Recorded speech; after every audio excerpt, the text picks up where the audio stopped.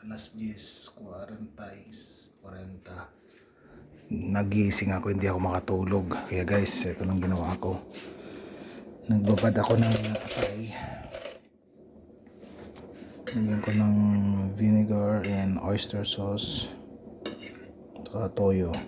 Binabad ko muna siya. Going to prepare garlic and cayenne type of chili. Of course, malt. And a big onion. Ayan. Tapos, binail ko ngayon yung chicken. There you go. So, imbrinahin ko muna siya para matanggal yung kanyang mga tapos tatapon ko yung tubig and then kakatayin ko na siya. Ayan. Para matanggal yung lansa.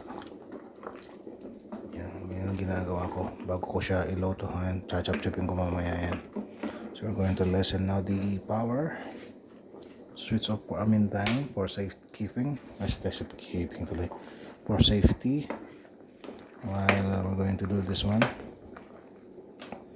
And wait for the time na medyo okay na. And then susunod po natin itong ating toyo. O pwede natin isabay na rin. Yan, sasabay na natin. Sayang din naman yung yung pagkukulay ng Ayan. Sasabihin na natin yung atay para maluto din yung sa loob ng atay. Okay. Habang mainit pa yung kalan, magagamit pa yung init niya. So, there you go. Tayo mag-slice na ng sibuyas. Hugasan muna natin.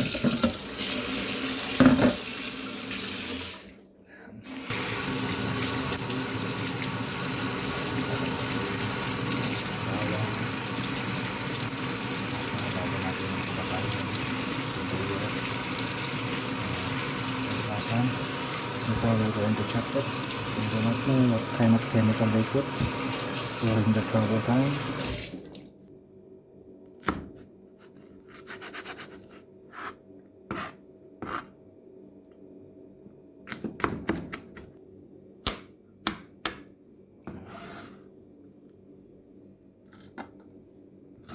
So yung garlic, start na natin yung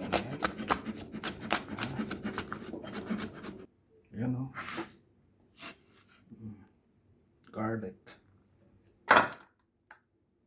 and we have this onion.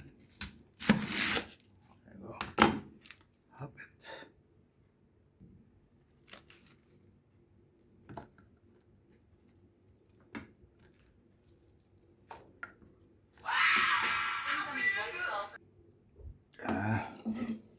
Ito na yung binabad natin tatanggalan natin. Oops. Ito na rin yung chicken. Pwede na siyang katayin. Pero in the meantime, lagyan muna natin ito sa ating pakuluan. Sana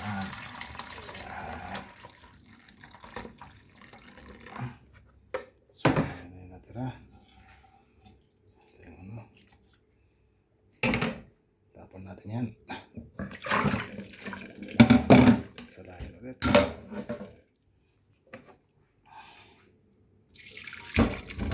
There you go.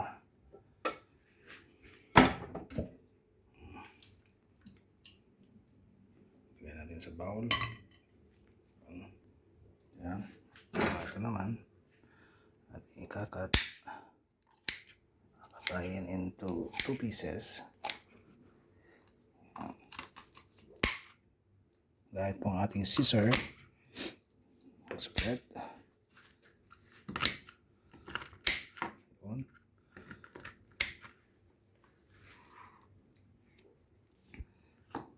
Ayan, nakat na po siya. Balik tayo doon. Lagyan po natin yan. Siyempre, lagyan na po natin para even po yung niya.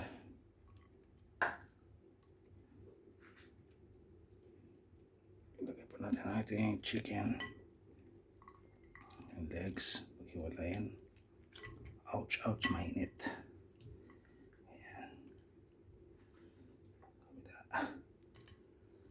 Yan, sa kabila naman. Yung legs.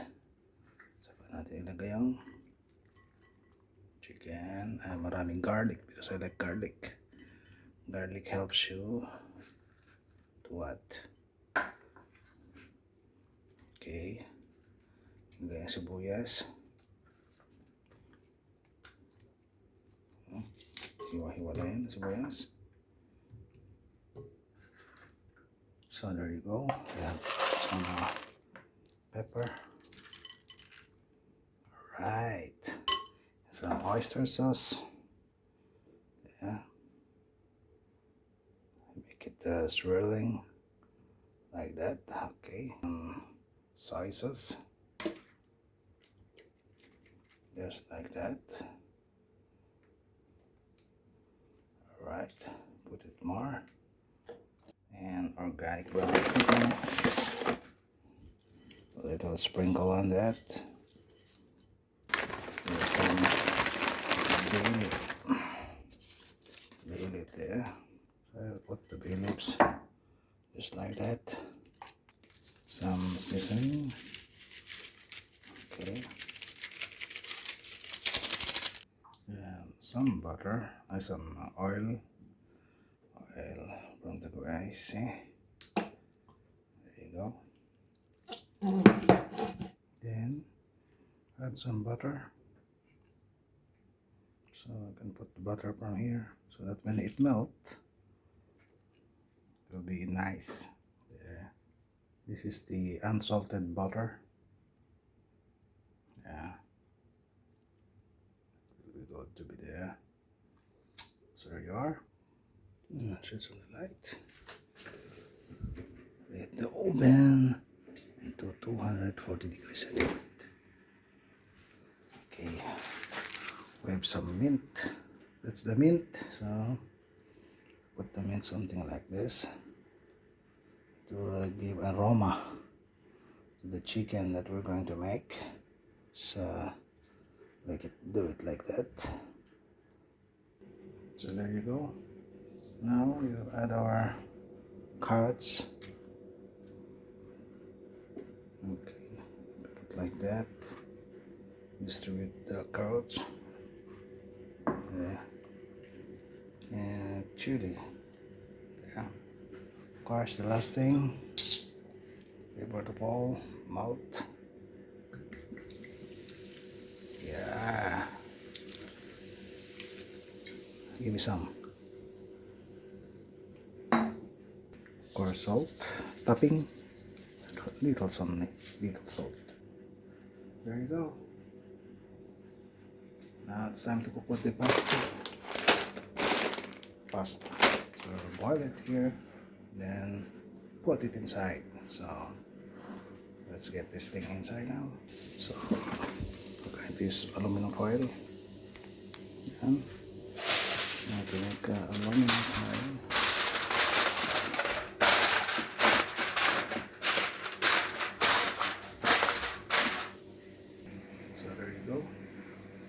Ready now. In the meantime, we have to put some oil. So oil for the pasta. So